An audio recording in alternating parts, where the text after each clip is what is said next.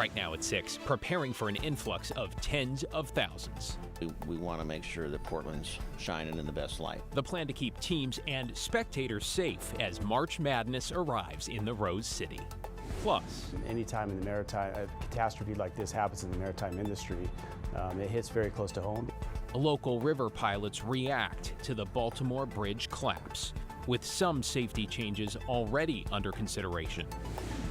And surviving a megaquake 60 years ago today. We were out without power for 3 weeks, and then all the roads were gone. What the history of the 9.2 can teach us about the future.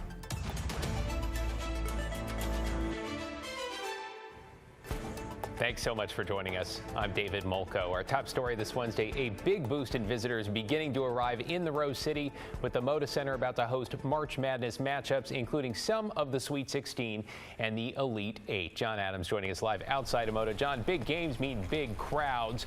You checked in with Portland police. What are they doing to prepare? Yeah, David, we spoke with Portland Police Chief Bob Day earlier this morning. He said the Bureau is upping enforcement this weekend with the hopes of keeping all of those extra visitors coming into town safe.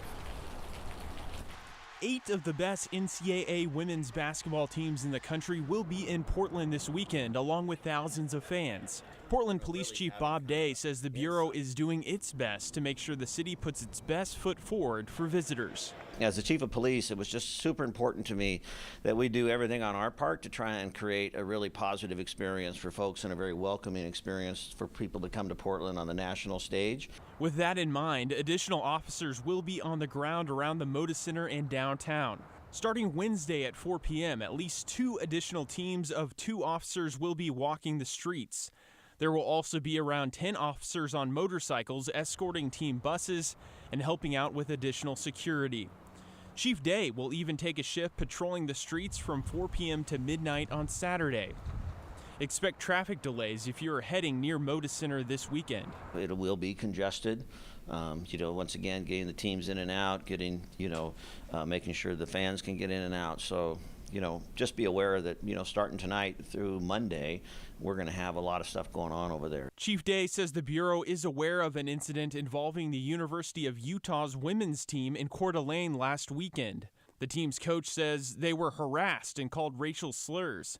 Day says there is no room for that behavior in Portland this weekend. We're very much aware of the concern of the events that happened there, and that doesn't represent us, and we want to make sure that we're doing everything we can to have all the students and fans be able to come and have it be really positive.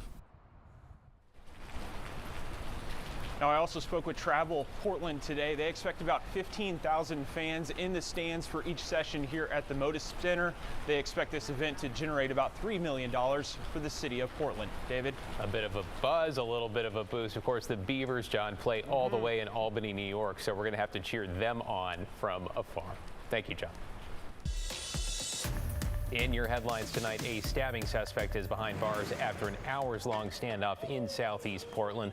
Police say this began around 2:30 this morning when a woman who had been stabbed went to the Max stop at Burnside and 122nd to have somebody call 911. Officers say they tracked the suspect, 29-year-old Bika Nebi Dikebo, to an apartment complex where he barricaded himself inside. After some 8 hours of negotiations, officers used a flashbang and broke down the door. They arrested the suspect, who is now facing attempted murder charges.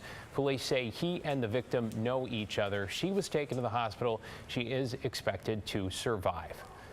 A 19-year-old man is behind bars after a deadly shooting in Gresham. This was around 8:30 Tuesday night at a home on Southwest Linneman Court, just off 182nd and Powell. The victim died before officers arrived. The suspect, identified as Miles Menifee, was arrested and charged with murder. In Woodburn, a 17-year-old high school student has died following an early morning crash. Police say they were driving a car with 2 other teens in it around 2 in the morning when they crashed at North Boones Ferry Road and Vanderbeck Lane. One of the passengers, a 14-year-old, is in the hospital with life-threatening injuries. A 19-year-old was also hurt. They are expected to survive. Authorities say they believe alcohol and speed were both factors in this crash. And firefighters in Clark County's District 6 are asking voters to pay a little more to add new crews and equipment. Officials say emergency calls are up about a third from 5 years ago in the district north of Vancouver. It serves about 80,000 people. In August, voters will choose on whether to lift what is called a lid on an existing levy. If voters approve the change, it would cost someone with a $400,000 house about $10 more a month. The district is holding a public roundtable tonight at 6:30. That's at Station 63 in Salmon Creek. Joe? David, we are seeing some pretty strong storms move through here right now. We've been seeing them really pick up here the last hour or so. Out in Washington County, we're starting to see some heavier downpours and some thunderstorms. So as we look at the radar, where you see the yellows and some oranges, that is the thunderstorms that are starting to move in, especially down in the central and southern part of the Willamette Valley. Got a report of almost an inch in diameter hail falling near the Albany area. You can kind of see where those heavier cells are moving right now. Downtown Portland, you're starting to see some heavy downpours, and we're going to continue to see this here, I'd say, the next couple of hours. By 7:30, 8 o'clock this evening, we'll start to see some calmer conditions, but we don't stay calm for too long, because by tomorrow morning, we'll be seeing another round of scattered showers, especially along parts of the Oregon coast, where there could be looking at some strong thunderstorms rolling in, along with the heavy downpours, the hail, the lightning strikes. There's a good chance to see some windy conditions at times. So here we are, early tomorrow morning. You can see along that central Oregon coast, that red and orange, those are the strong storms that are going to be moving in throughout your morning commute and a little bit in the afternoon hours as well. But once we get past tomorrow afternoon, we're going to be smooth sailing heading into the weekend. I'll talk more about that in just a few minutes. Well, yeah, looking forward to the other side. Thank you, Joe. All right, to the very latest now on the Baltimore bridge collapse. This afternoon, divers recovered the bodies of 2 of the 6 missing construction workers who were filling potholes on the Key Bridge when it was struck by a cargo ship that had lost power. Meanwhile, federal transportation investigators have recovered the ship's voyage data recorder, kind of a black box that records things like inputs and audio from the ship's bridge. Moments ago, they provided details, including that there were 23 people on the vessel at the time, including 2 pilots, and described the bridge before the collapse as being in satisfactory condition. The Coast Guard adding the ship had just undergone routine engine maintenance in port. The Port of Baltimore remains closed to arriving and departing traffic as what's now described as a salvage effort continues. Ships now being diverted to other major ports on the East Coast. Meanwhile, we are taking a closer look this evening at how crews navigate cargo ships here locally, and that includes pilots on the Columbia River. Thomas Schultz joining us now from along the Willamette, which of course eventually flows into the Columbia. Thomas, I'm really curious to know more about the training and experience that goes into this.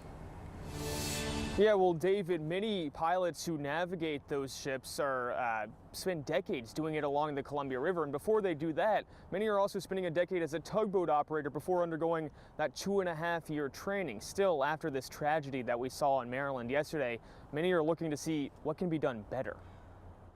A day after the Francis Scott Key Bridge collapsed in Baltimore, stabilized the entire bridge, the entire Key Bridge in the harbor.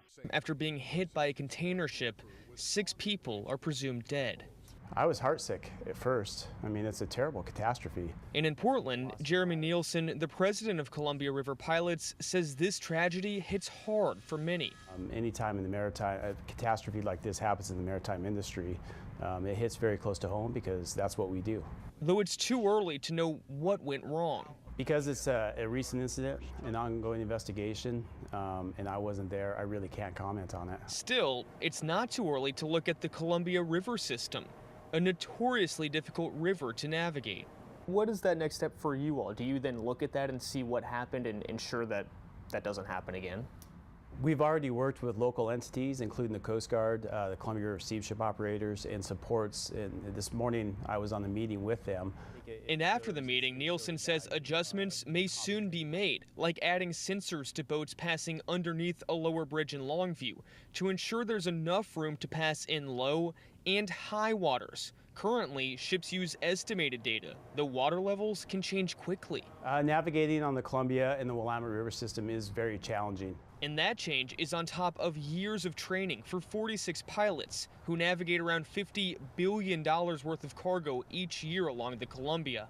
And if there are concerns on the river, Nielsen says pilots communicate with bridge operators. Tugboat crews and the Coast Guard are available to help too, all in an effort to ensure something like this never happens again. Safety is our goal on this river, to never have an incident like that.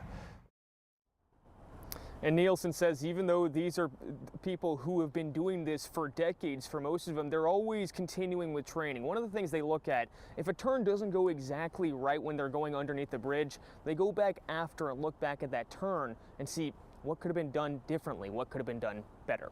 David? Yeah, learning every step of the way here. Thank you, Thomas.